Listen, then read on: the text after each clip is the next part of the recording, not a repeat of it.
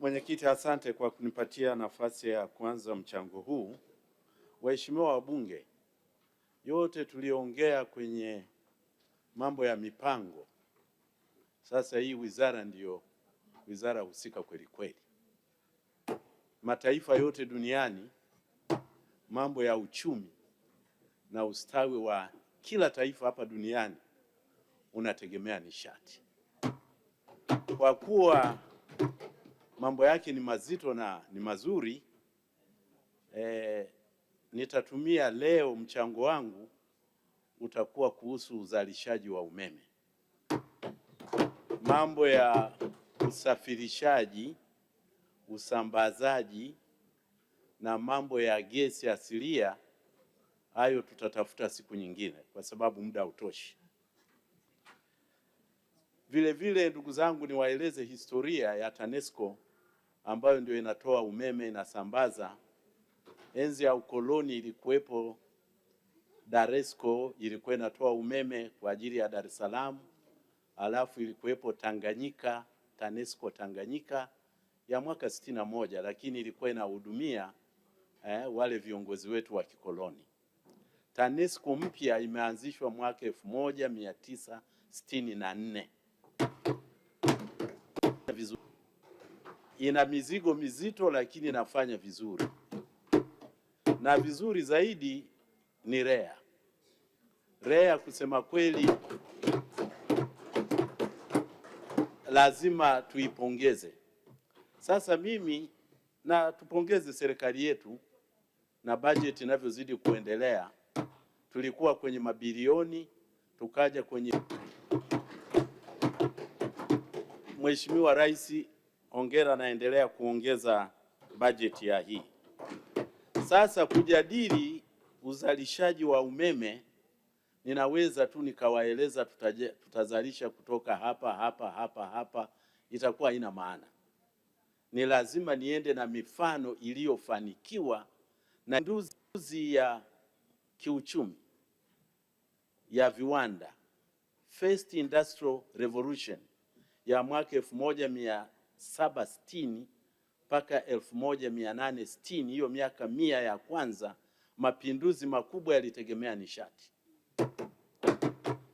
na teknolojia kubwa ilitegemea makaa ya mawe, kuchemsha maji ili kupata injini zinazotumika mvuke, steam engine.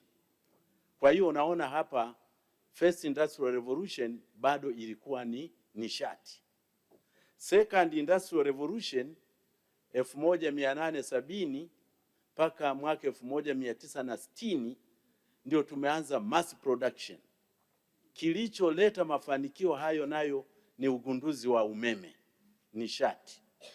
Kwa hiyo waheshimiwa wabunge, nimechukua nchi ambayo tulikuwa tunafanana nayo imefanikiwa, na ndivyo nitakavyotoa vyanzo vyao vya uzalishaji wa umeme na kupendekeza vyanzo vya uzalishaji wa umeme wa Tanzania.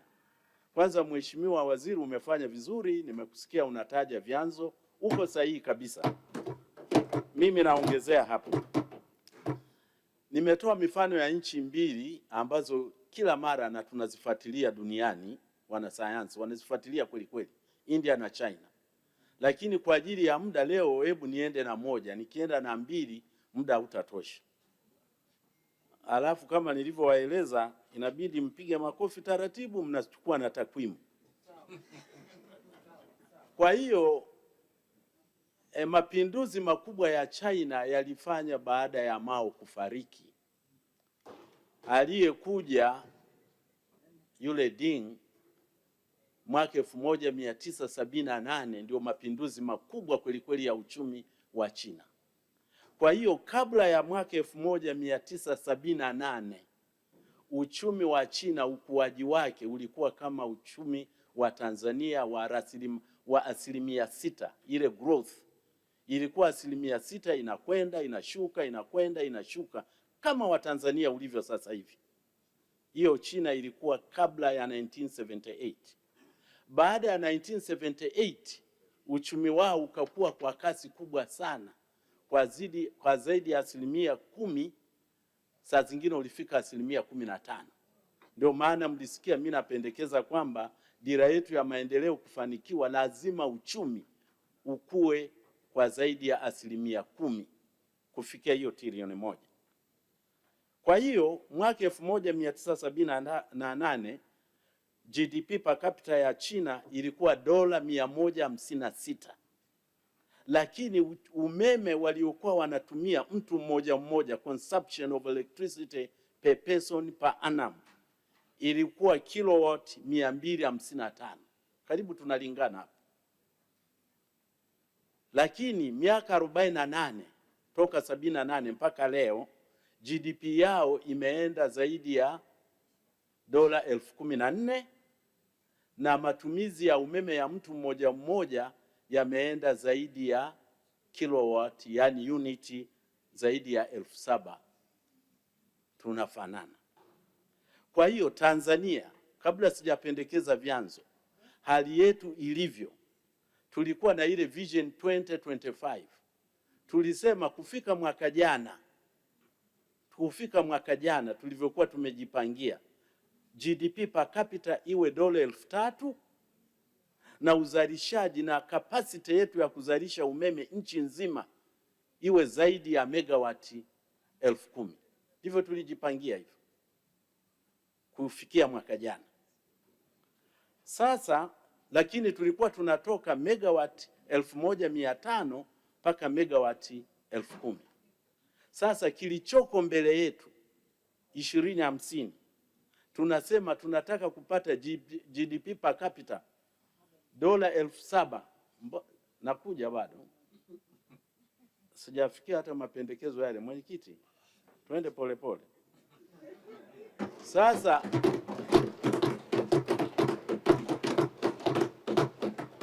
hapo mnakula muda wangu, punguzeni. Na kweli wewe ndio umesema. Safi kabisa, Msukuma. Sasa GDP 7,000 ndio tunakokwenda, trilioni 1, na umeme wetu sasa hivi ni megawati karibu 3,400 hivi, 4,400, na matumizi ya umeme ya mtu mmoja mmoja ni unit 243. Kama nilivyowaeleza, China walikuwa kama sisi, wamefanikiwa, na sisi nao tunaweza kufanikiwa. Hiyo ni pointi ya muhimu, kwamba kufanikiwa tunaweza.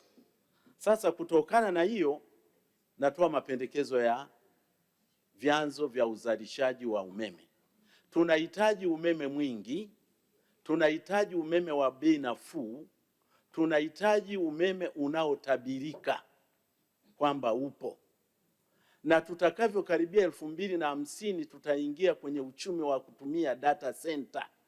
Hatuna data center hata moja. Data center moja inatumia karibu megawati 100. Hatuna hata moja. Kwa hiyo umeme, ndugu zangu waheshimiwa wabunge, haujatosha. Tumejitahidi lakini haujatosha. Kwa hiyo naongelea umeme wa kuelekea 2050. Vyanzo, kikundi cha kwanza non fossil, yani jadidifu, green economy. Napendekeza tuwekeze sana kwenye umeme jua, sola. Sasa China 20% ya umeme wao sasa hivi ni wa sola, wana 1%. Ndio maana sisi tutatumia 1%, tusilinganishe na wingi, sisi ni wadogo, lakini share percentage inabaki pale pale. Umeme wao sasa hivi China wa jua ni 26%, wanazalisha gigawatt 1,232. Kwa hiyo mwe mnazidisha na 1,000 kupata megawatt, nibaki kwenye giga huko. Tanzania kwa sola, nimemsikia vizuri waziri, nashukuru. Ule wa Shinyanga umeanza kazi, tulikuwa na megawati 15, tumeongeza megawati 50.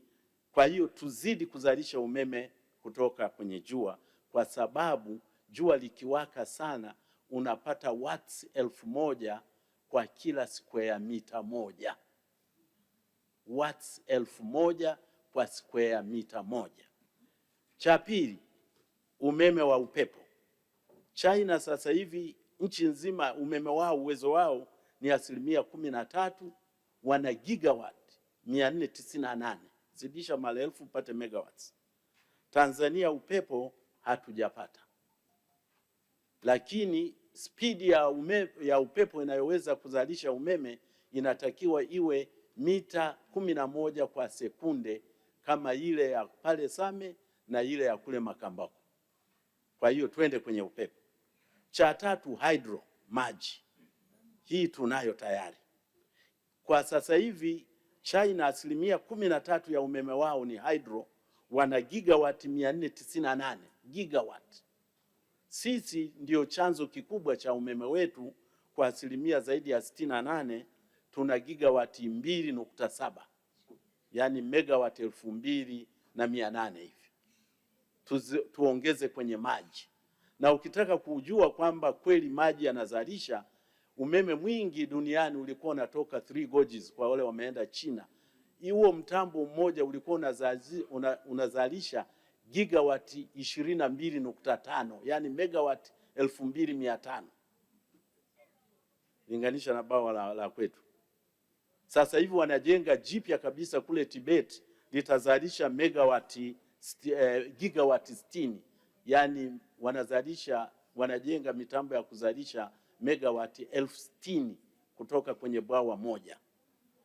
Chanzo kingine cha 4, mwenyekiti, nakaribia kumaliza, nilijua muda. Nimepunguza dakika 3. Dakika 3, haya namalizia.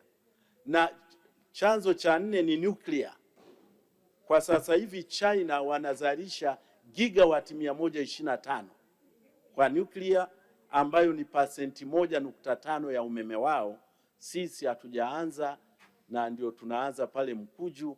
Tuna uranium nyingi maeneo mengi nchini, likiwemo lile la kule na Mtumbo ambapo tuna kama tani 60,000. Kwa hiyo twende nuclear. Namba 5, biomass. Kwa China ni 1.3% ya umeme wao wote unatoka biomass, ambayo ni gigawati 50, yani megawati 50,000. Sisi ya kwetu tuna megawati 20.5, karibu ni 0.52. Kwa hiyo tuongeze kwenye bioenergies. Namba 6 ni geothermal, na Tanzania tumeanzisha kampuni ya geothermal, lakini China 1.2 ya umeme wao unatoka kwenye geothermal, ambayo ni gigawati 46. Na umeme wa dunia ya sasa unaitwa ni ule battery storages, wanatunza umeme kwenye betri alafu baadaye wanautumia. Chanzo cha pili kikubwa sasa ndio fossil fuels. Namba 8 ni natural gas. Sisi Tanzania tunazalisha zaidi ya 28% ya umeme wetu ni natural gas, ambayo karibu ni 1.1 gigawatt, zaidi ya megawati 1000. China ni 2.8% of the total installed capacity ya China inatoka geothermal, inatoka kwenye natural gas ambayo ni gigawati 150. Na 9, chanzo cha 9, makaa ya mawe, coal. China ni zaidi ya gigawati 1100 ambayo ni 31% ya umeme wa China wote. Sisi tulikuwa na megawati 10 kule Mbeya, umeenda unapotea, lakini reserve yetu ya makaa ya mawe ni zaidi ya tani bilioni 5 ya makaa ya mawe tulionayo Tanzania, bilioni 5, lakini hatuna hata megawati 1. Na mwisho ni petroleum, ambayo China wanaachana nayo. Sisi tuna megawati 103 ambayo ni karibu 2.6% ya umeme wetu wote. Kwa hiyo waheshimiwa wabunge, hivi ndivyo vyanzo 10 ambavyo tunapaswa kuongeza kuzalisha umeme, tupate umeme mwingi wa bei nafuu unaotabirika. Bei ya sasa ya senti 9 za Marekani kwa unit, tukiwa na umeme mwingi na tukitaka kufanya mageuzi ya viwanda, lazima tushushe umeme wetu uje kwenye bei ya senti 6 mpaka 7 za Marekani. Mengine tutaongea siku nyingine. Asanteni sana.